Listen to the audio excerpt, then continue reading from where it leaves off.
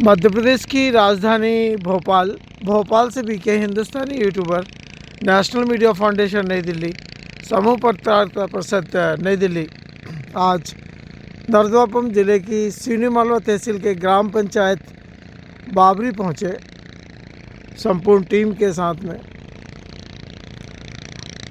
सुप्रभात में हम आपको मां नर्मदा के दक्षिण तट से उत्तर तट के दर्शन करवा रहे हैं।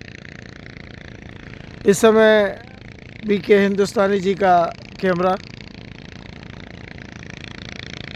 नावघाट बाबरी दक्षिण तट पर है। नावघाट जो भीमो राठौर परिवार द्वारा संचालित किया जाता है। 1 वर्षों के लिए उन्हें सिवनी मालवा तहसील से यह ठेका मिला हुआ है।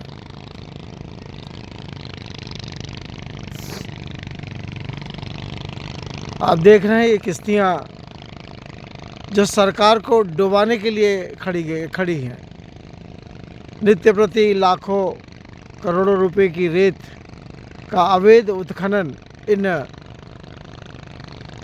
किश्तियों के द्वारा किया जाता है। दोनों साइड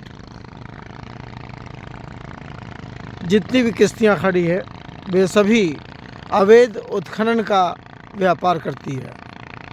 करोड़ों और लाखों रुपए का मध्य प्रदेश सरकार को राजस्व का नुकसान करती है।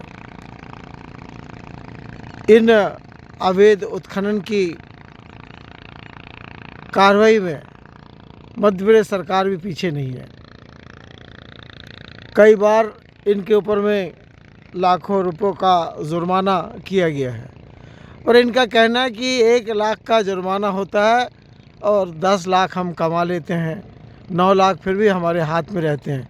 इसीलिए अब ये किश्ती वाले ना तो मध्य प्रदेश सरकार के चालान से डरते हैं और ना किसी नियम से डरते हैं।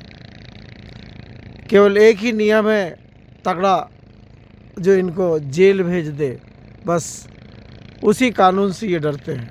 बाकी इनके ऊपर में अर्थदंड कितना भी दे दो उससे ये घबराते नहीं हैं। 1 लाख का जुर्माना पटाकर आते हैं, 15 दिन फिर अवैध उत्खनन करते हैं, वापस उतना पैसा चौगुने रूप में कमा लेते हैं।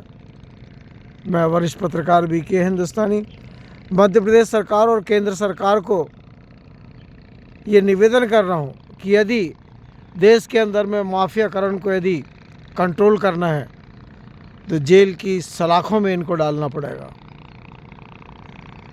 इनकी ज़मानतें आसानी से ना हो, क्योंकि देश को यदि लूट रहे हैं और बर्बाद कर रहे हैं तो ये अवैध उत्खनन वाले अवैध माफिया लोग। हमें देश को बचाने के लिए सभी प्रकार के माफियाओं के ऊपर कंट्रोल करना पड़ेगा, चाहे वो राजनीतिक माफिया हो, चाहे वन माफिया हो, चाहे भूमि माफिया हो, चाहे रेत माफिया हो, या चाहे कोयला माफिया हो, चाहे लोहा माफिया हो। जब तक देश का कानून इनको सलाखों में नहीं डालेगा तब तक ये सरकार के लिए सिरदर्द बने रहेंगे।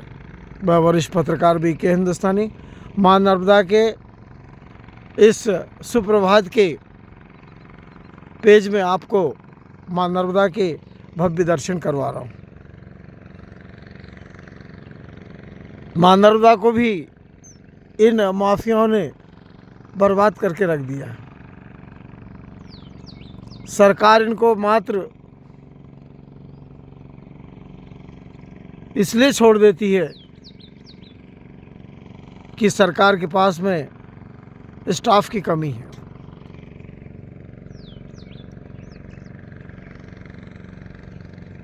मैं वरिष्ठ पत्रकार बीके हिंदुस्तानी मां नर्मदा की इस पावन धरा से मध्य प्रदेश सरकार को निवेदन कर रहा हूँ कि डॉक्टर मोहन यादव जी, यदि आपने मां नर्मदा के इस अवैध उत्खनन को नहीं रोका तो आगे चलकर मध्य प्रदेश सरकार नहीं, केंद्र सरकार के लिए भी राजनीतिक खतरा बन जाएगा। माँ सब देख रही है, माँ नर्मदा सब देख रही है कि कौन से राजनीतिक लोग माँ नर्मदा की कितनी सेवा कर रहे हैं, माँ गंगा की कितनी सेवा कर रहे हैं, माँ गोदावरी की कितनी सेवा कर रहे हैं, माँ शिप्रा की कितनी सेवा कर रहे हैं। इस सेवा के पीछे माफिया लोग लाखों और करोड़ों रुपए कमा रहे हैं। केवल सरकार की हल्की पुल्की छूट के कारण ही अरबपति और करोड़पति बन गए हैं। जिनके पास चलाने को साइकिल नहीं थी, आज वो 2-2 रिवॉल्वर 3-3 रिवॉल्वरों के मालिक हैं। 8-8 9-9 गाड़ियाँ उनके बंगलों के सामने खड़ी हुई है। किसके कारण? माफियाकरण के कारण। और माफियाकरण को कौन सहयोग करता है? राजनीतिक लोग सहयोग करते हैं। कभी भी कोई भी अधिकारी माफिया को सपोर्ट नहीं करता है, और जो अधिकारी सपोर्ट करता है वो ज़्यादा दिन रह भी नहीं पाता है।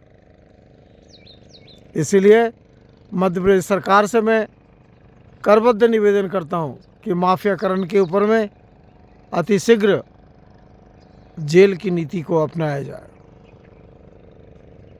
बंद कर दिया जाए। इनको साल इनको जमानत नहीं मिलना चाहिए, क्योंकि लाखों और करोड़ों रुपए का आज राजस्व का नुकसान कर रहे हैं। महंगाई क्यों बढ़ रही है? महंगाई बढ़ने का कारण सिर्फ माफियाकरण है। आज यदि हम इस राजस्व को कंट्रोल में ले लेंगे तो निश्चित तौर से महंगाई अपने आप कमज़ोर पड़ जाएगी। इसीलिए मध्य प्रदेश सरकार के सभी विभागों में युवा प्रतिनिधित्व को मौका दिया जाए। जो शरीर से कमज़ोर है, दिमाग से कमज़ोर है, शरीर आँख से कमज़ोर, उनको हटाया जाए, उनको वॉलंटियर रिटायरमेंट दिया जाए।